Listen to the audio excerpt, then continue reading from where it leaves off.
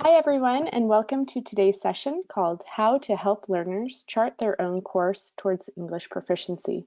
Today we will be hearing from Dr. Bill Bonk, Pearson's Director of Research and Psychometrics.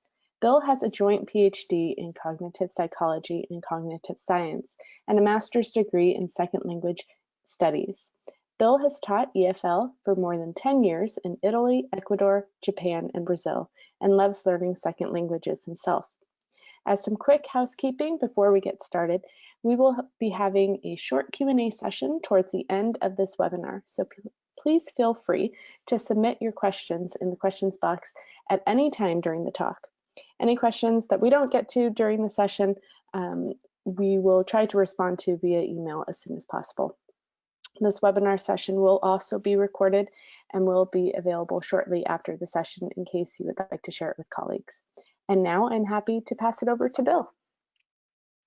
Hi everyone, my name is Bill Bonk and I've been with Pearson for about 7.5 years. I work on foreign language testing, which is mainly English testing, and we're always both tweaking tests that already exist and working on new projects. Over my kind of zigzagging through my various careers, I've, I think, ended up in a place where I have I have a viewpoint that's been shaped by my experiences in my education, which I'd like to share with you a little bit today. And part of this comes from, again, my own course of learning foreign languages, both studying them in my home country or learning them on the ground in other countries where I lived. I lived abroad for 12 years. So I think I'd like to share some of my insights and research observations that I've been making over the years in order to understand what we can do to motivate learners and to provide them with the right tools for them to learn when they are highly motivated. So this is about people charting their own course towards English proficiency. And it's titled this way because part of the message today is that you cannot chart the course for them. You can, but it doesn't necessarily work. And it's not necessarily the course that they would like to take. So people achieving proficiency achieve it typically because they are motivated and they're learning, and they're not just learning the things that they are being fed by a textbook or a teacher or a curriculum, but often they are going well outside of those boundaries in order to further their own learning. And we need to not consider this to be any kind of opposition. This is actually a great benefit. We need to embrace it and understand it so that we can harness the power of that self-accessed learning. And so I'll go back a little bit to a more basic problem, which is that learning a second language, especially when you're not a child just thrown into a classroom in a social situation, can be an extremely large and difficult and complex task. Learning a second language is hard for many good reasons, not particularly because language is some special thing, but it's because our brains are certainly ready to learn language, but it's because of some of the aspects of this learning which make it particularly difficult. So I'll talk about some of them, and I'm sure that many of you know these things either explicitly or implicitly because many of you are second language speakers of English, and you have come to a great place of success in learning the language if you can understand this presentation and join a webinar in this way. You're probably in the top 1% of the world's foreign language learners if you've achieved this level, so congratulations to you. You've undertaken a huge task. What makes it so huge? Well, we know that languages have large vocabularies. If you look at a distribution of the number of words that we have in common usage in a language, especially among native speakers or in monolingual communities, we probably know somewhere between 10,000 and 20,000 words each, we may use only something about 2,000 of them in the most common conversation, which is social and interpersonal communications.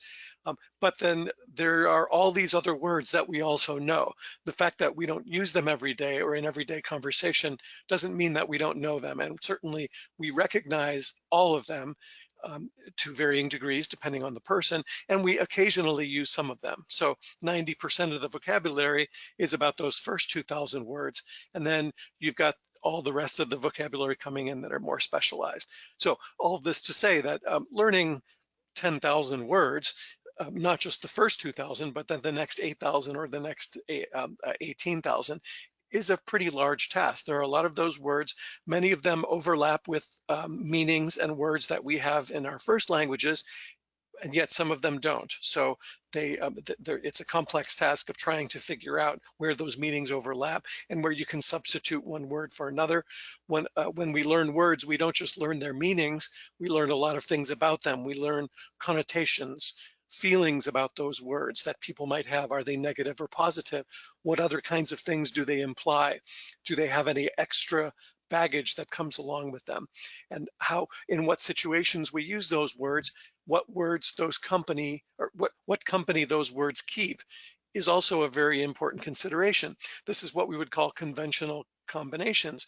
These are phrases, words that then tend to go together, words that always go together, or words that never go together. And we learn these words and combinations piece by piece. We're often not taught them. It's become increasingly easy to learn them because dictionaries have started incorporating these over the past 30 years or so. And yet, if you think about all the possible combinations of 10,000 words, you're thinking about already a large number. So this is not just those 10,000 individual words that we need to learn, but we need to learn how they combine with others in conventional ways, in ways that people immediately recognize the meaning of, and that show that when you use these combinations that are conventional, that you're a member of that language community, that you are not just assembling the meaning or selecting from words one by one by one by one from this pool. You are appealing to a large amount of cultural knowledge and pragmatic knowledge that you've acquired over the years. So having those conventional combinations is a very important part of both using your comprehension actively in order to understand what's going on in the language and in the culture, but also showing other people that you know that. Now, as if that were not a hard enough task already, we've got the problem of phonology. And phonology is the sound system of languages. And L1 phonology is our first language, or first languages phonology, that we begin learning even before we have exited our mother's body. We begin to be sensitive to phonemes already when we are in the womb. And as we begin to then hear more elaborate conversations and interact with people after we're born, we become extremely sensitive to that phonology. The sound system of your first language becomes dominant. When you're born, until about maybe 6 to 9 months, you are actually a kind of a super hearer, because babies can hear all sounds of all human languages relatively equally and with equal sensitivity. So you can hear differences that don't exist in the language that's around you because you're set up to be able to acquire any sound system of any language.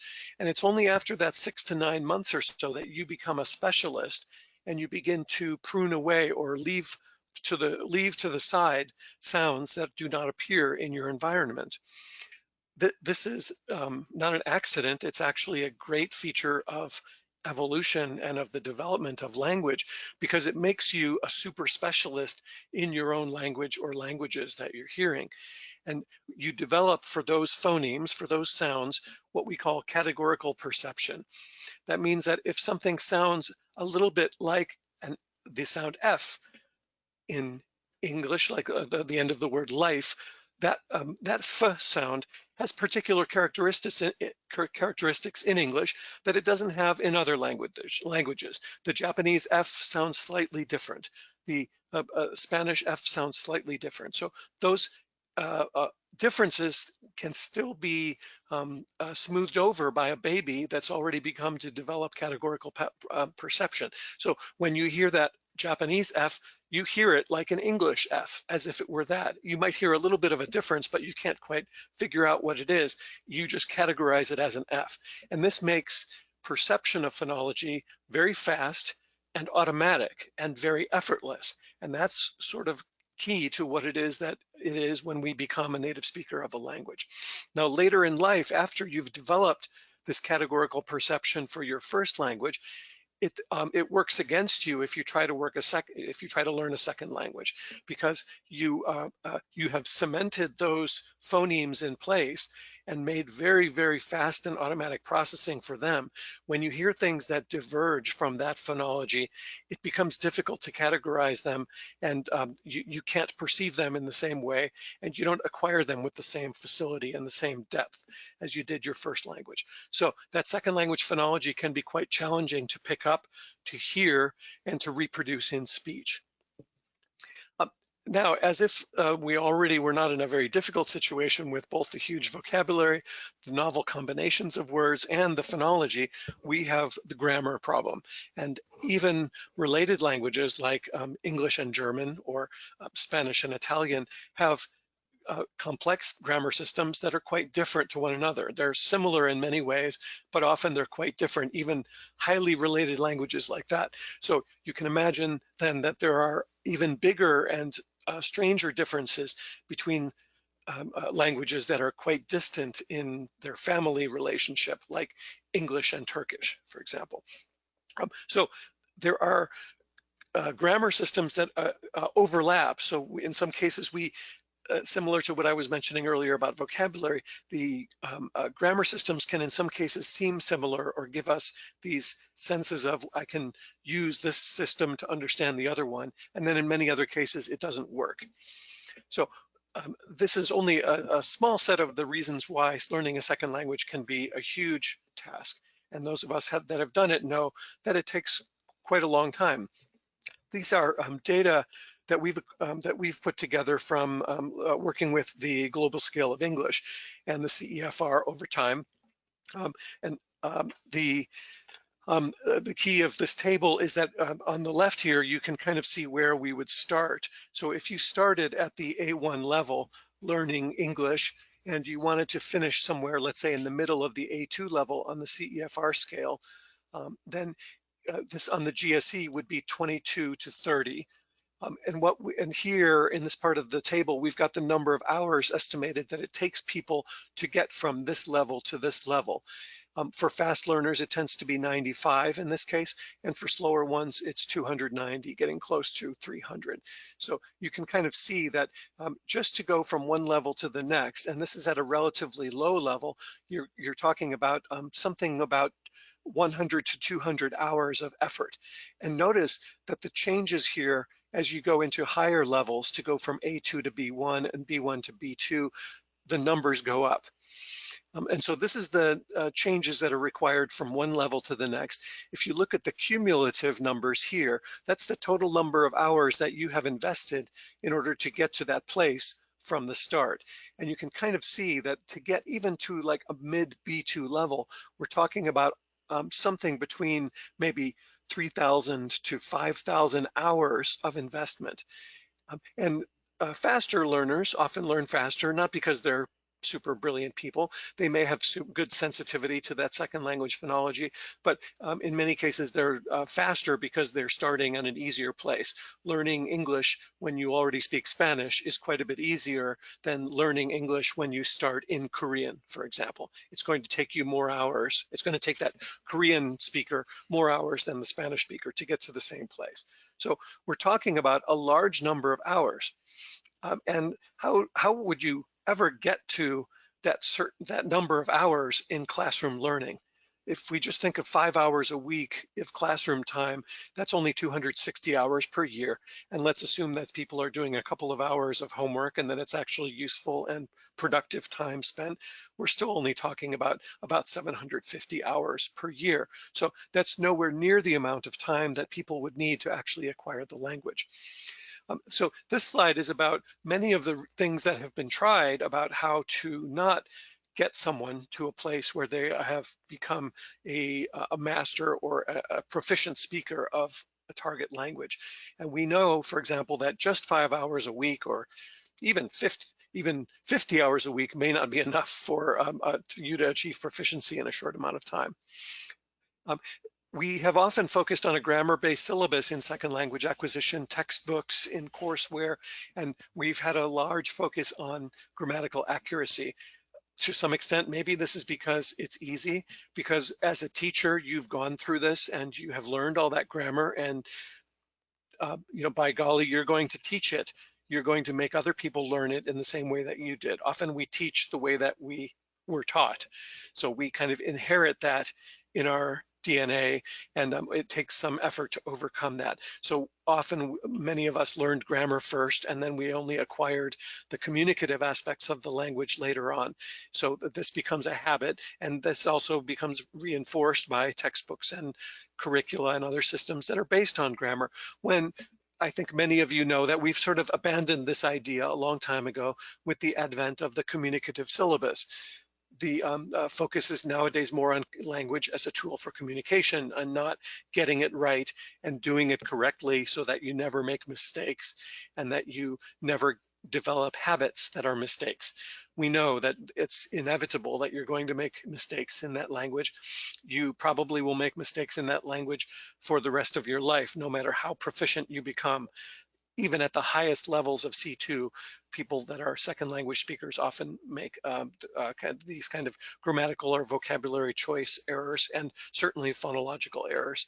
And that's just an unavoidable consequence of being a second language learner. In many cases, teachers, curriculum designers, textbook designers, etc., have put a lot of emphasis on the things that are easier to test and less emphasis on the things that are potentially a better place to focus. So vocabulary, grammar accuracy have been traditionally very easy to test, and so people have often focused on them because it was a way of assigning a grade.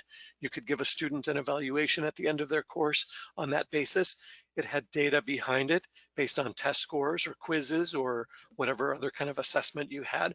And it was easy to quantify, and it was easy to assign people A, B, C, D, F, or whatever other kinds of grading system you had.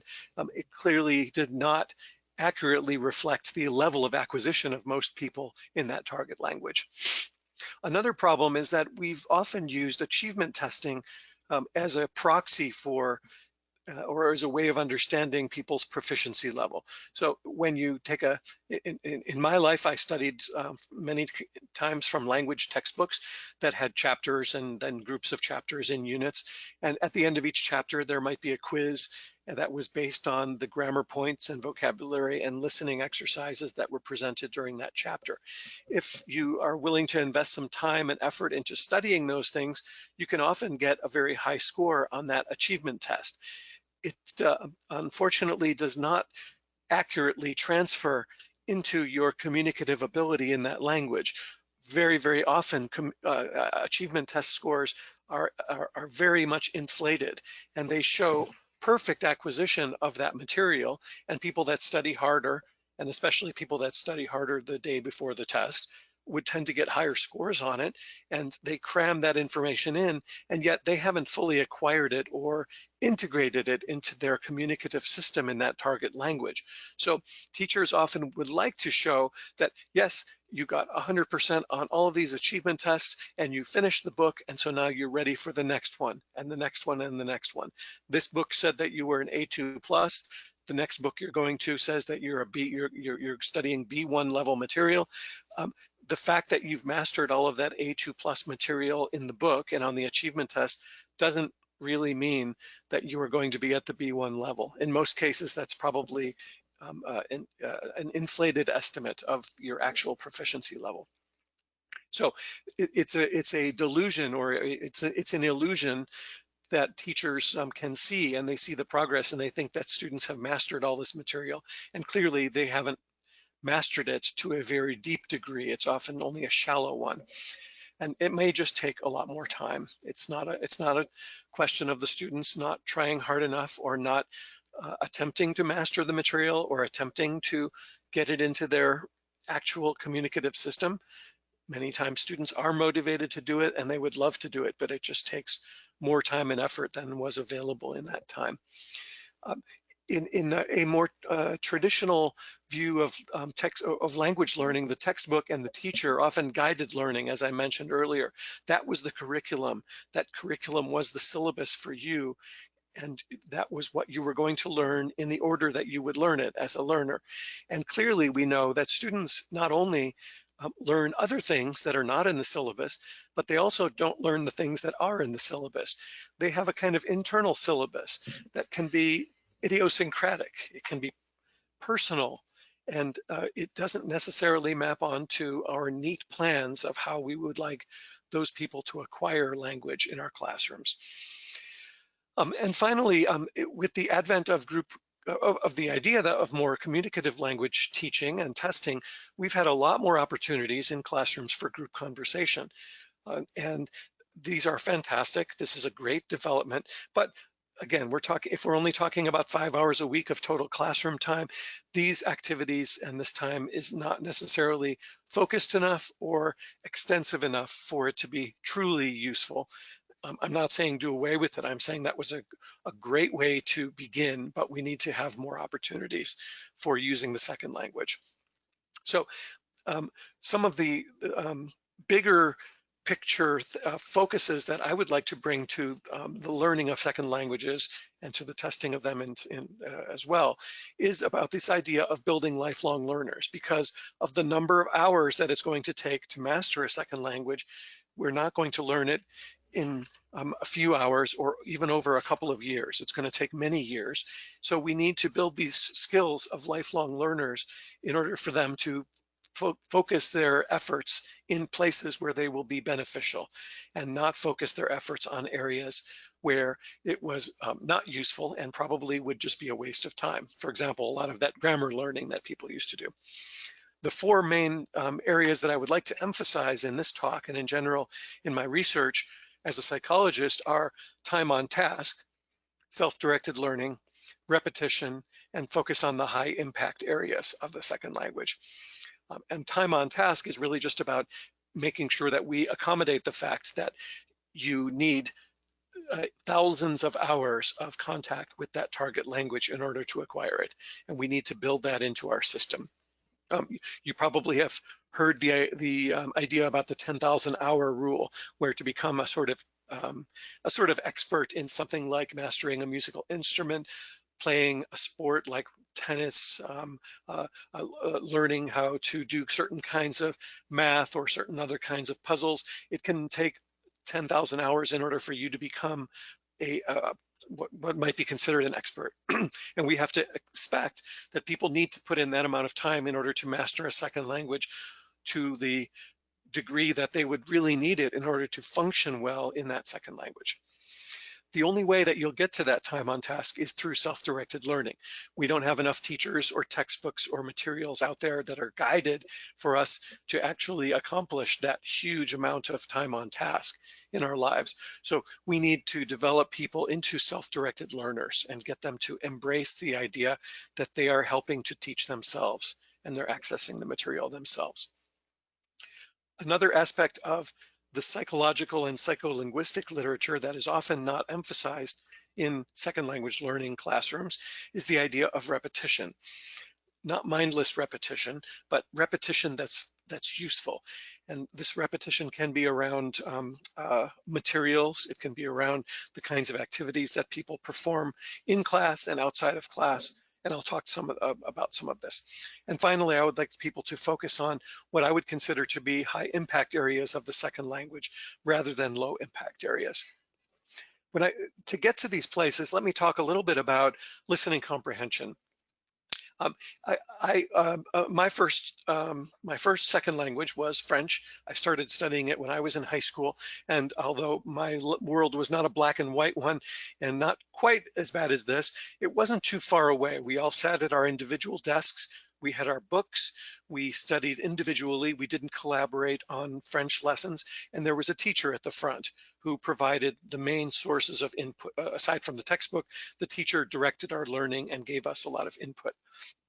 My French teacher actually did not speak French. He knew a lot about French.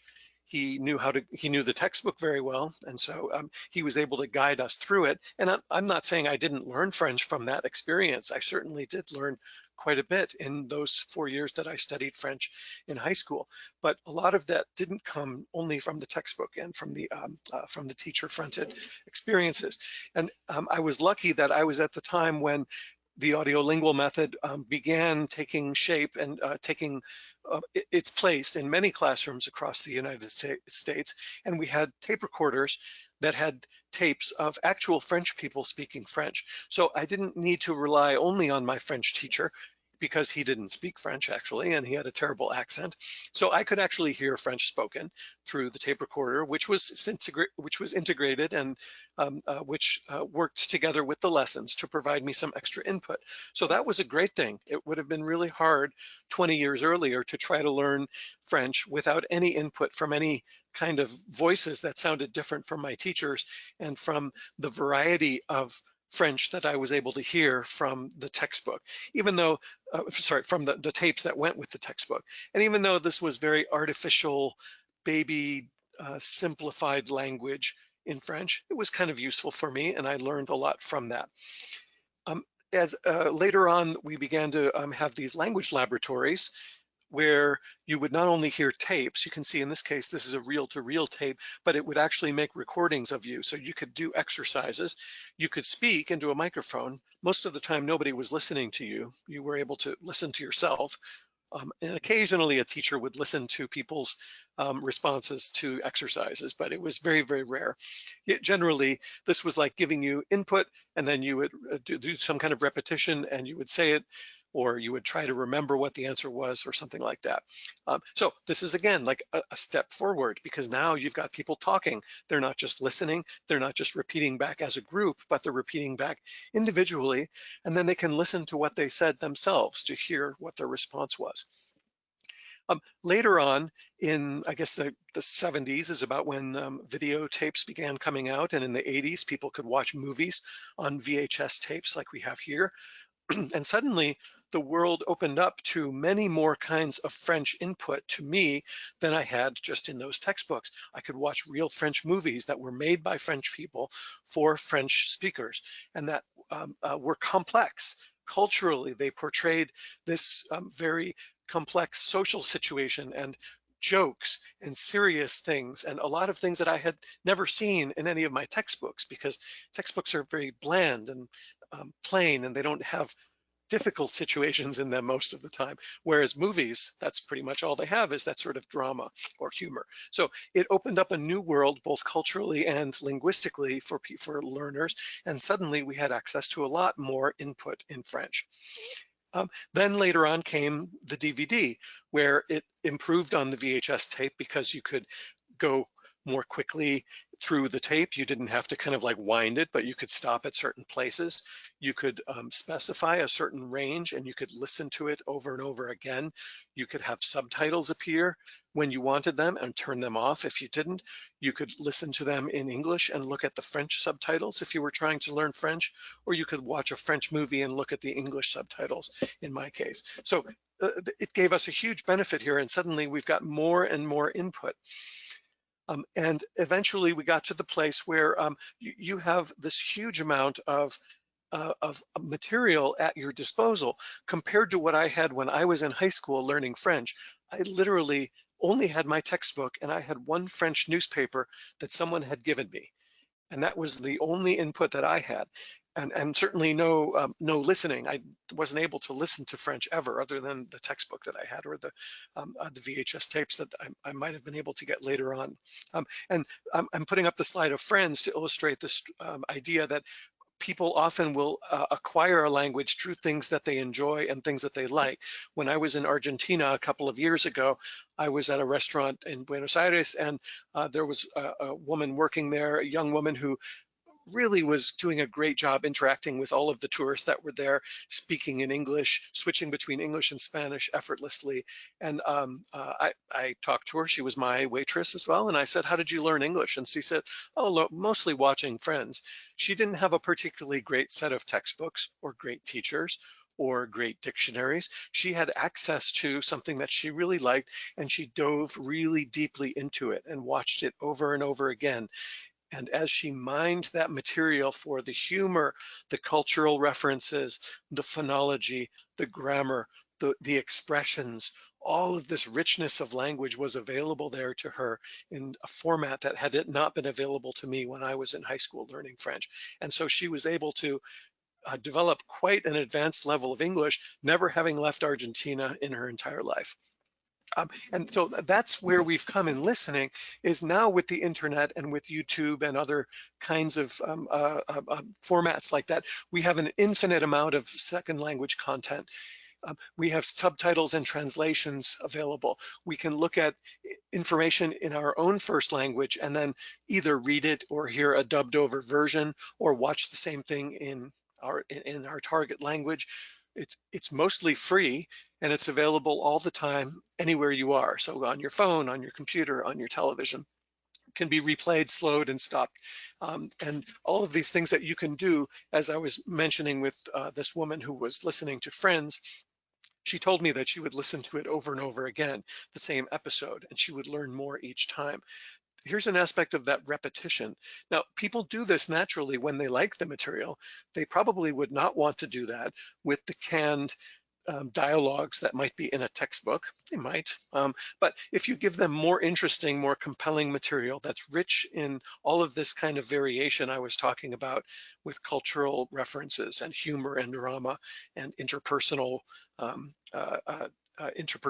relationships that are expressed on screen, people will dive into it more deeply because there's more to see and more to learn from. And so finally, I would say we no longer treat listening materials, thankfully, as just a teaching method for grammar and vocabulary. As in my old French textbooks, those dialogues were really there primarily to push vocabulary and grammar points that the textbook was making, and they were just reinforcing that. That's actually not what listening is for in a target language. We use listening for real communication, for really forming an active understanding of what other people were saying and what was being communicated. It's not just about getting content. So increasingly, I know that all of us teachers, testers, curriculum designers have embraced this idea that listening is no longer just a way of pushing in the content, but it's actually a skill that we need to practice and develop in its own right. Now, by contrast, if we talk, from listening's point of view, we started with almost nothing, and we've come to a place where we have infinite opportunities for listening to any target language, and it's mostly free, and it's very accessible because we can stop it and repeat it and dive deeper into it as much as we like. Now, with speaking, we're not at that same happy place. We have more opportunities than ever before. We have more opportunities for feedback than ever before. And we have a lot of opportunities to record ourselves, to listen to ourselves, and to get some kinds of feedback around those performances, but not quite as much, nowhere near the strides that we came to in listening. I think that's a limiting factor, and that's something that we need to work on as teachers and curriculum designers and technologists and testing people. We're all working on this together so that speaking can also get to a point of that benefit. So here are the 6 keys that I'd like to focus on in terms of when we're charting students, helping students chart their own course to proficiency. So self-access, planning strategy, self-assessment, deliberate practice, seeking guidance on key areas, and formal assessment.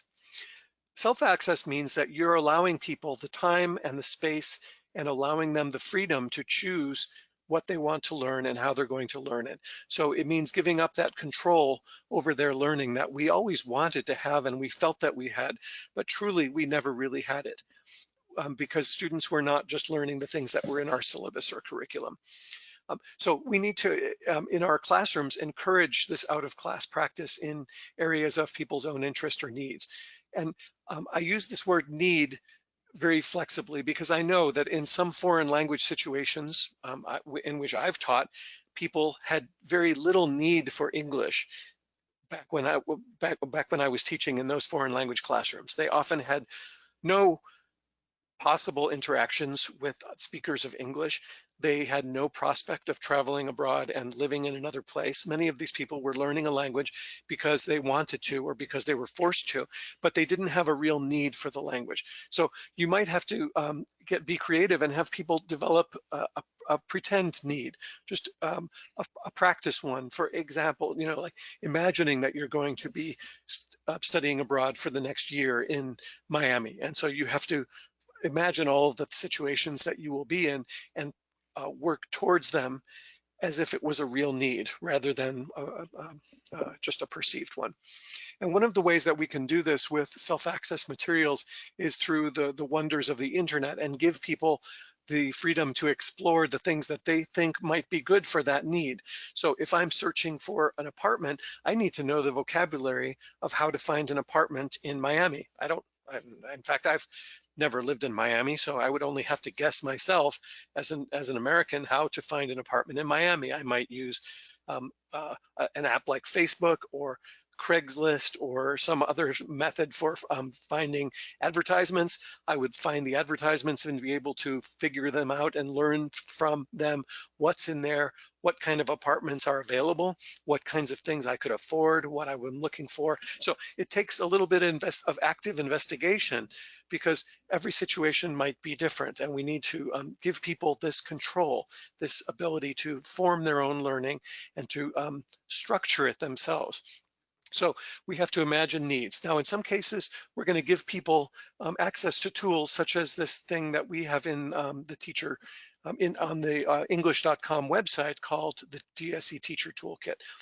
Again, it was developed for teachers, and I think many of you would find it really interesting, but learners can often access it as well in order to understand particular areas of vocabulary or cultural knowledge or grammar that they're interested in. So I'd encourage you to get people to a place like this. It's free, it's open on the web.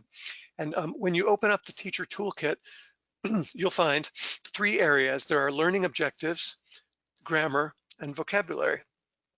And again, this is like the Teacher Toolkit is focused for teachers, but you can change some of these. Now, I'm just showing screenshots from the website, so I didn't have to access it live.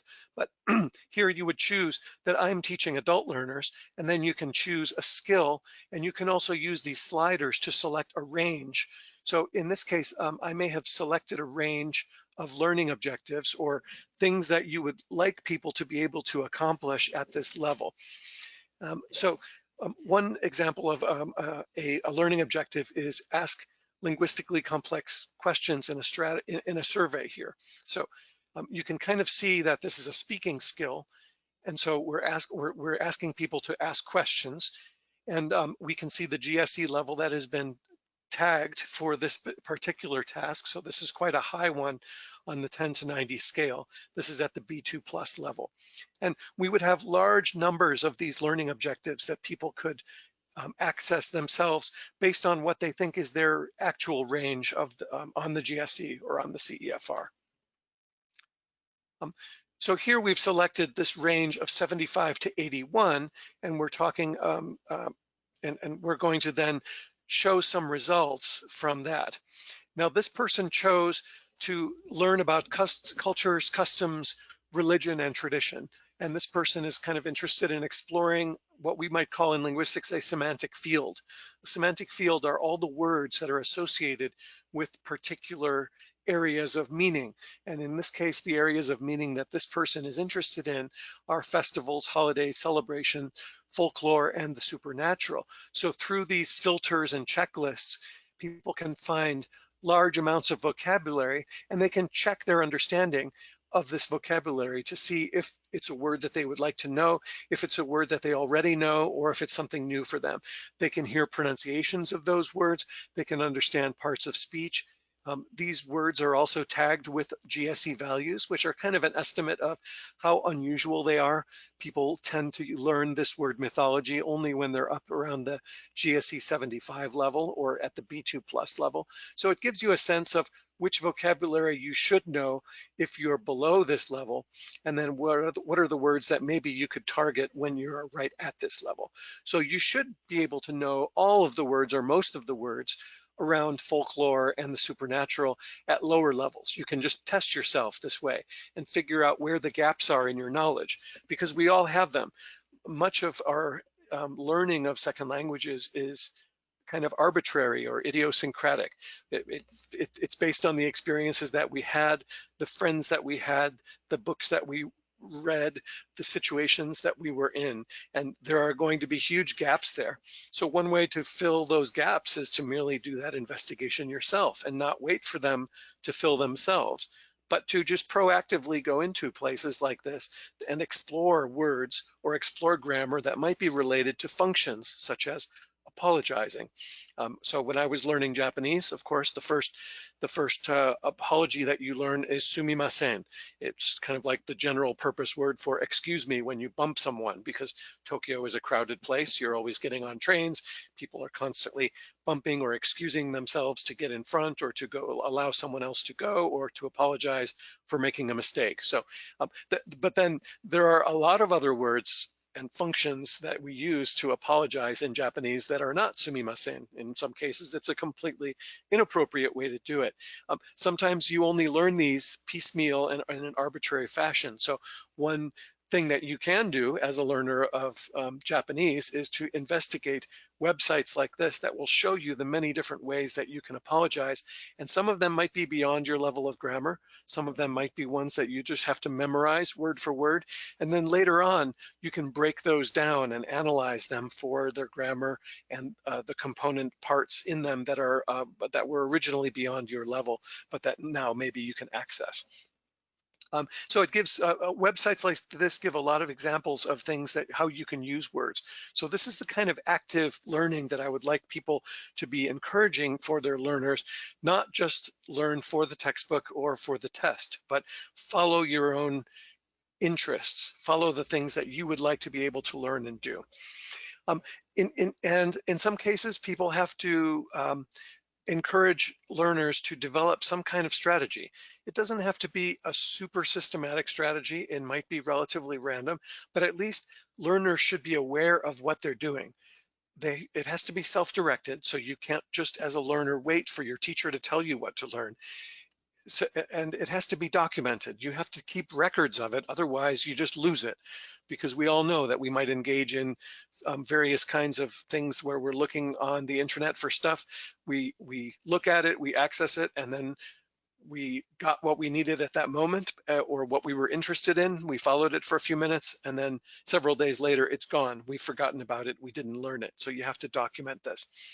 You also have to help your learners to document what they would like to be able to know and what they're working towards, where they would like to be in their language, say 1 year from now or 1 month from now.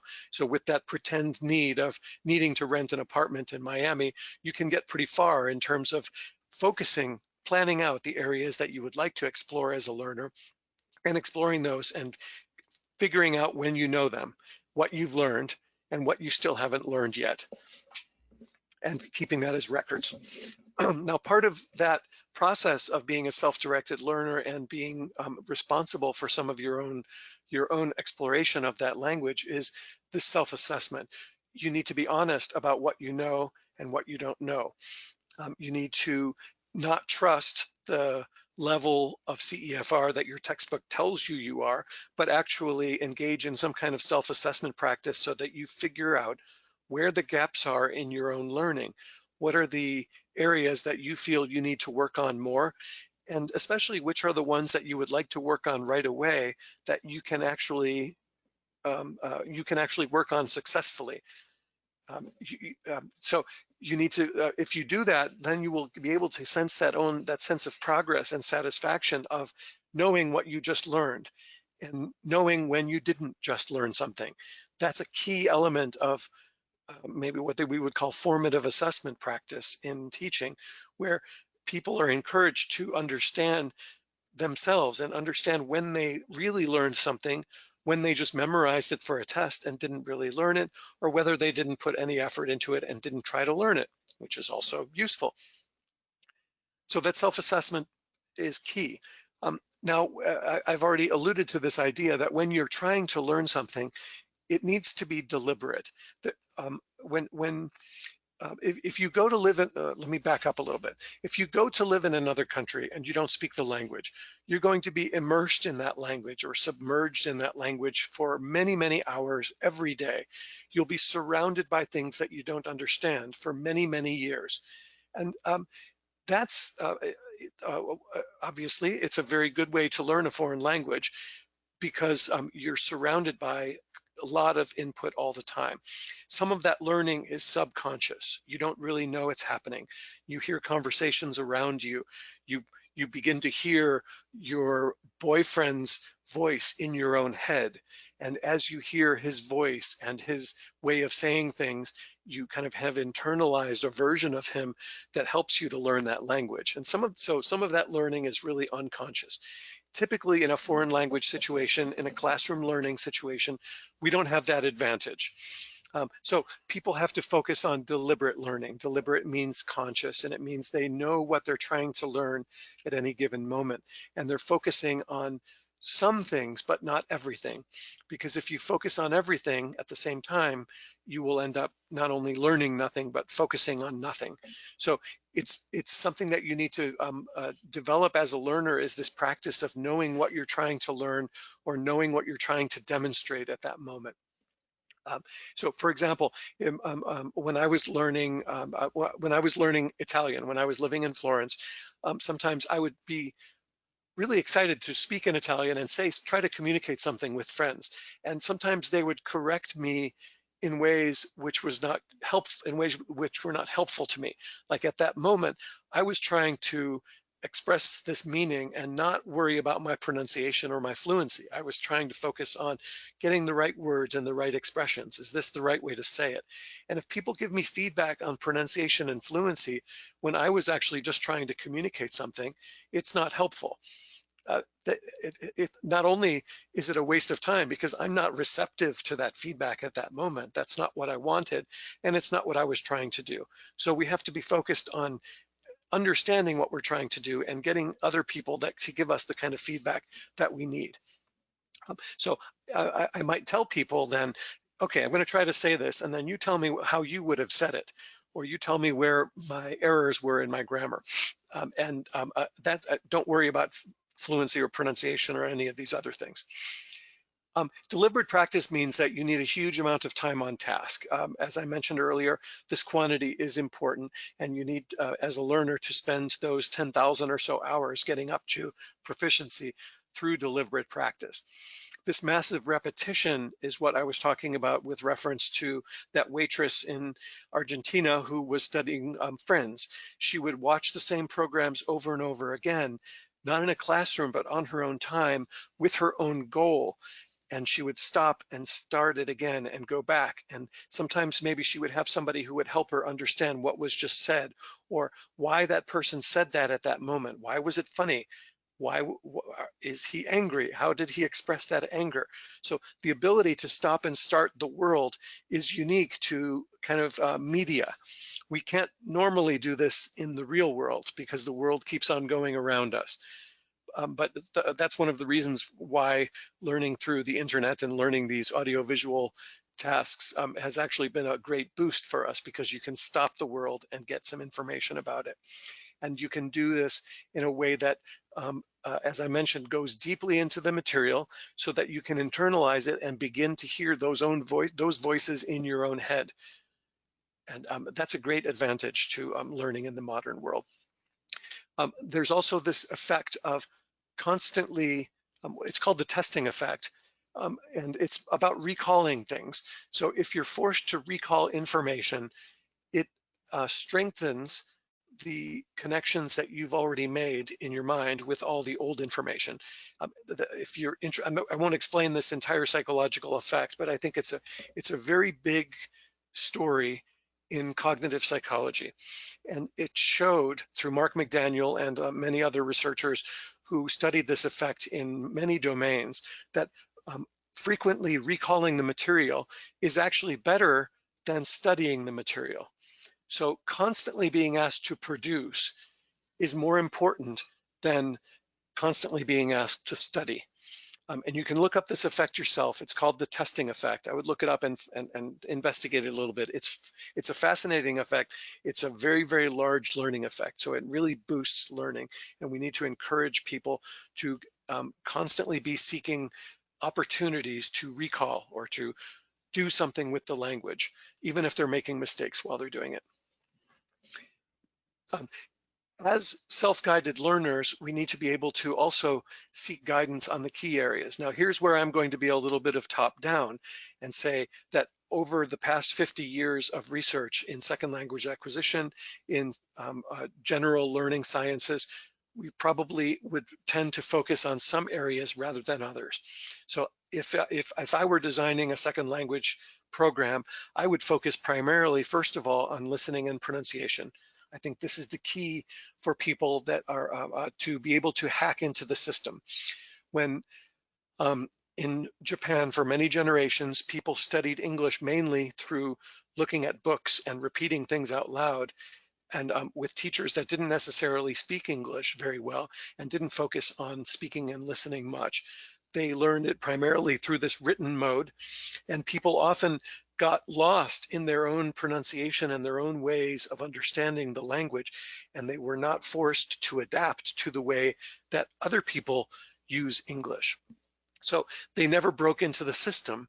They were never able to listen to native English speakers talking and follow at least some of what they were saying, because they were used to hearing this sort of fragmented, simplified Japanese style English. So they never attempted the really challenging task of native speaker English.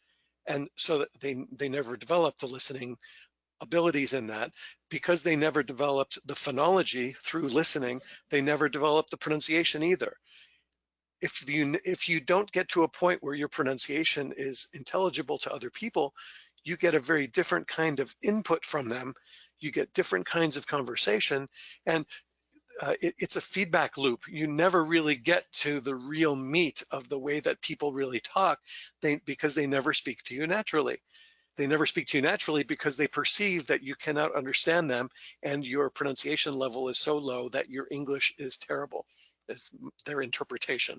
So it's this bad prison to be in, where you're locked out of the system because you don't have any access to the phonology of it. So listening and pronunciation are absolutely key, and this is where it really should begin. People should get a lot of instruction on listening and pronunciation and be given tasks that are accessible to them for understanding native speaker target language. As I mentioned earlier, we've got a huge vocabulary problem in a second language, so people need to focus on developing vocabulary and developing at least that first 2,000 words that make up about 90% of our conversation.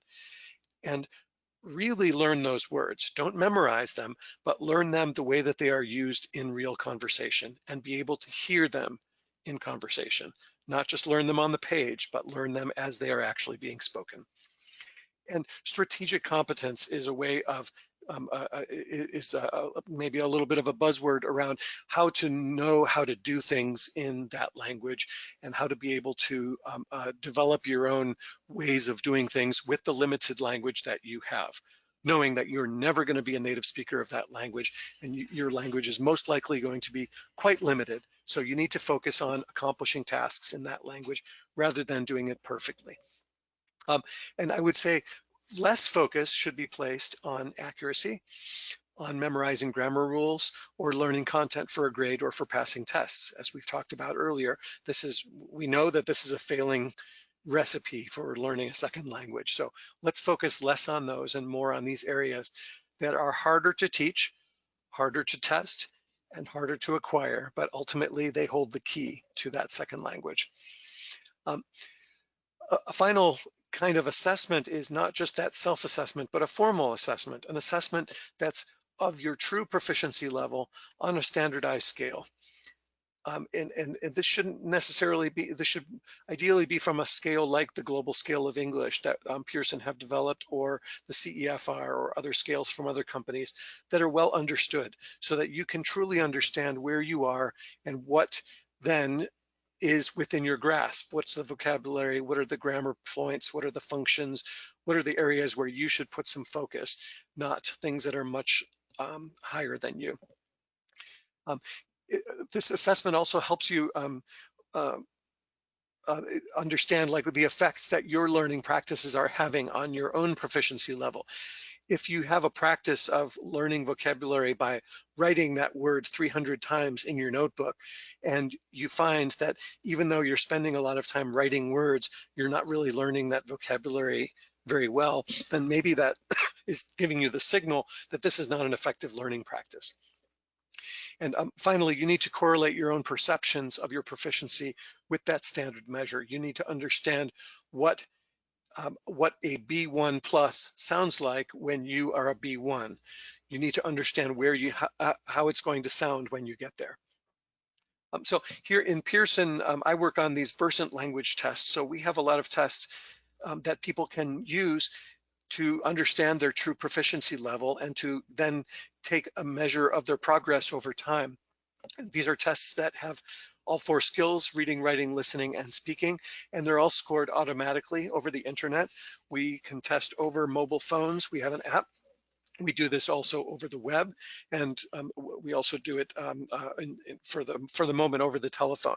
So it is possible for you or your students or other people that you're working with to be able to have a formal assessment of their language, which is relatively inexpensive, which is on a standard scale, and which is automatically scored. So the results are made available through artificial intelligence scoring within minutes, and not just for things that they've been studying, but things that are a true measure of their proficiency, of how much their language that they've studied in textbooks or in classroom or on their self-study has transferred into true, communicative ability in that language.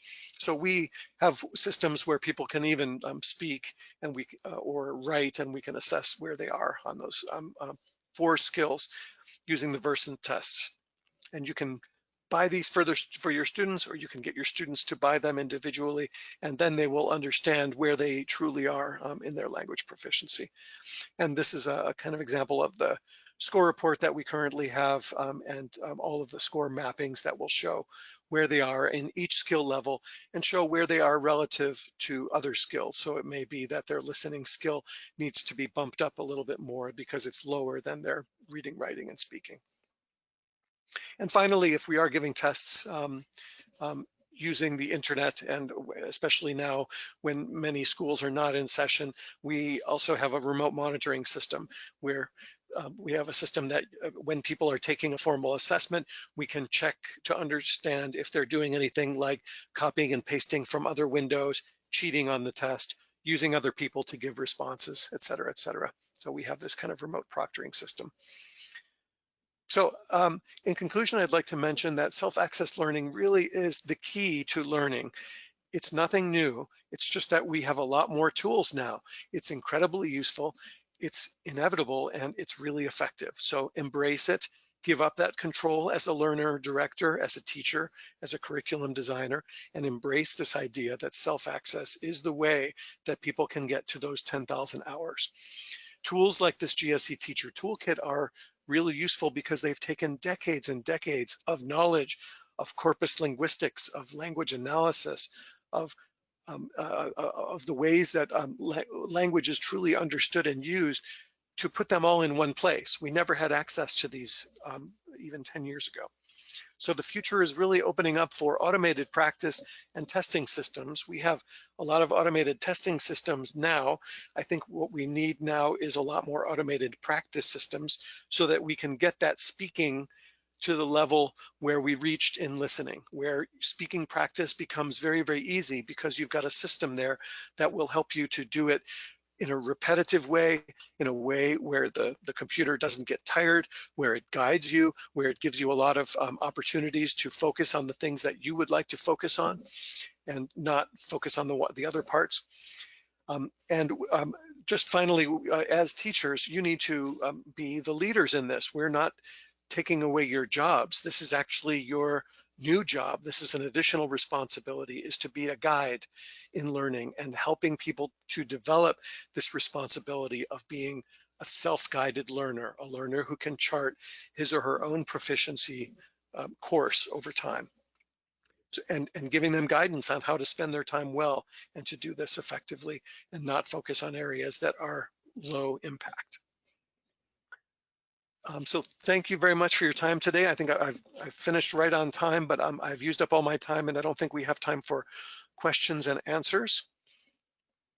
But thank you for listening today, and I would be happy to entertain questions offline through Jen, and also I would enjoy feedback on this session from you. Thank you.